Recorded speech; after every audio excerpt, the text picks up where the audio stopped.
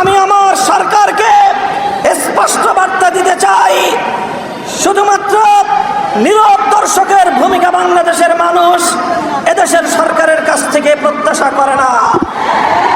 আপনারা ভারতের প্রয়োজনে রাষ্ট্রদূতকে তলব করে যেভাবে আওরঙ্গজেবের সমাধিকে কেন্দ্র করে নতুন করে ভারত জুড়ে দাঙ্গা বাঁধাবার পায়তারা চলছে, এটাকে যেন বন্ধ করার চেষ্টা করা হয়।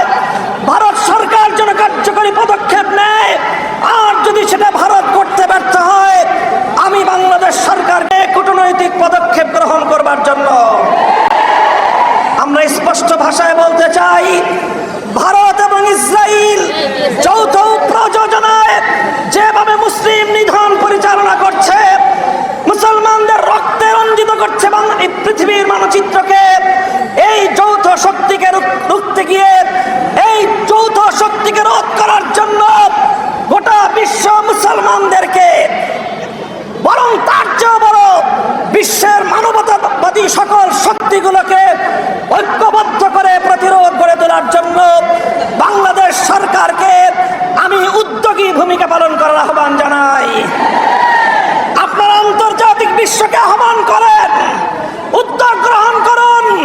বাংলাদেশ আর শুধুমাত্র আন্তর্জাতিক অঙ্গনে নীরব দর্শকের ভূমিকা পালন করতে চায় না।